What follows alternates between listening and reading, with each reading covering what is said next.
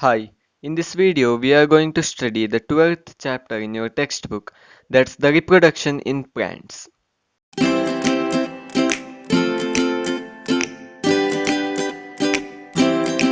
So, what comes to your mind when you hear the word reproduction?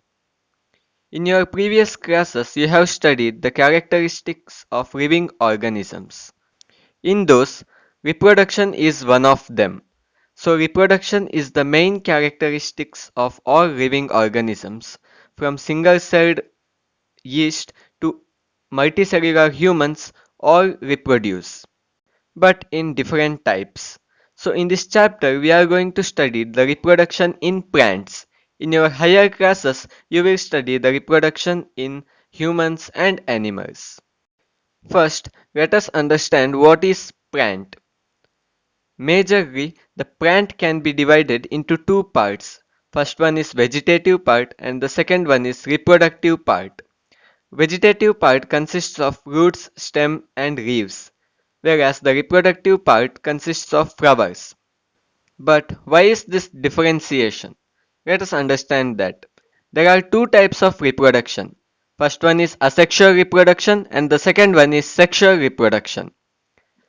The vegetative part give rise to asexual reproduction and the reproductive parts help in sexual reproduction. And that's the major difference. But what exactly is asexual and sexual reproduction? In asexual reproduction, the new plants are obtained without the production of seeds. But in sexual reproduction, a new plant is obtained with the production of seeds. Also, in asexual reproduction, there is a single parent, whereas in sexual reproduction, there are two parents. That is, one male parent and the other one is female parent. In this video, we are just going to learn about the asexual reproduction and its types. So as I have told you before, in asexual reproduction there is no formation of seeds and there is only single parent. And asexual reproduction is divided into four types. Those are vegetative propagation, budding, fragmentation and spore formation. Let us study one by one. The first one is vegetative propagation. Previously, I have told you that asexual reproduction takes place through vegetative parts. So, these are called vegetative propagation. Let us look at the definition. The asexual reproduction in which new plants are produced from roots, stems, leaves and buds are called vegetative propagation. Let us look at few examples. The first one is rose plant. At the tip of a rose plant, there will be a bud. Bud is nothing but a small outgrowth. If you plant a stem of a rose containing a bud, then the stem will grow into a new plant.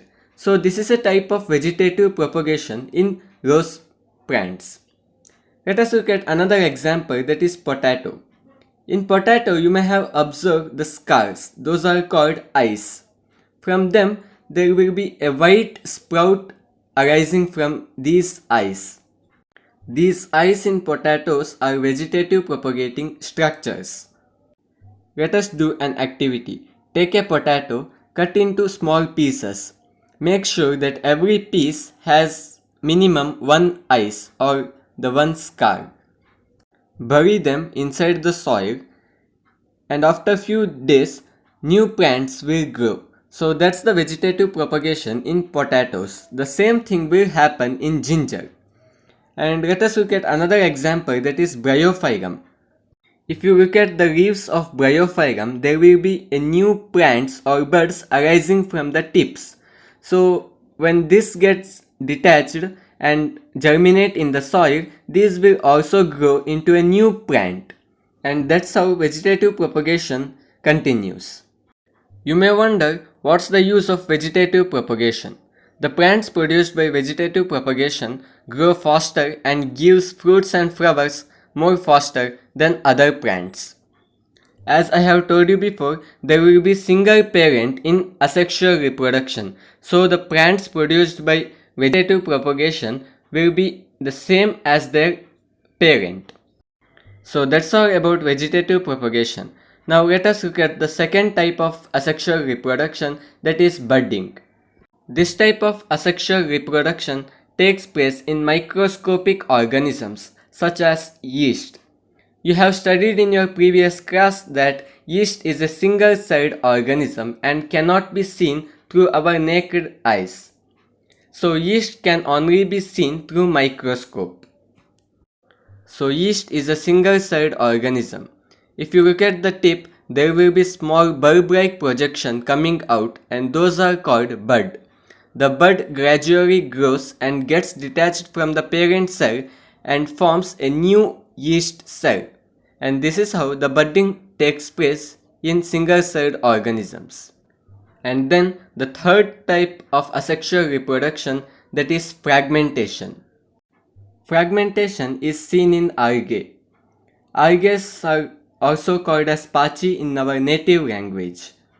So if an algae breaks up into small fragments or pieces and the surrounding environment will have water and nutrients, then the algae will grow and multiply rapidly. So this process is called fragmentation.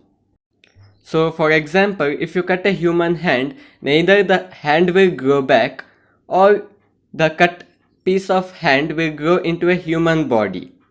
But if you cut an algae, that algae will grow back into a new plant. So that's how the fragmentation actually works. And the fourth asexual reproduction is through spore formation. Spores are nothing but asexual reproductive bodies. Let us look at the structure of a spore. Each spore is microscopic and covered by hard protective coat that withstands unfavorable atmospheric conditions. Let us look at an example, that is fungus. You may have seen the fungus growth on bread or any food material. At the tip of these fungus, there will be ball-like structures. Those are microscopic structures. Those are called sporangium. Inside this sporangium, there will be hundreds of spores which can germinate to produce a new plant. During unfavorable conditions, this sporangium breaks and these spores are released into air.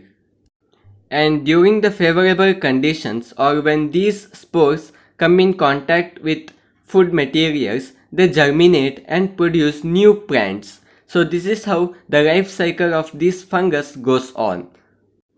These spores can also be seen in ferns. You may have seen these plants, those are called ferns, near the water bodies. So below these ferns there will be black seed-like structures called sori. These are spore-forming bodies which will germinate and produce a completely new plant. So that's the end of asexual reproduction.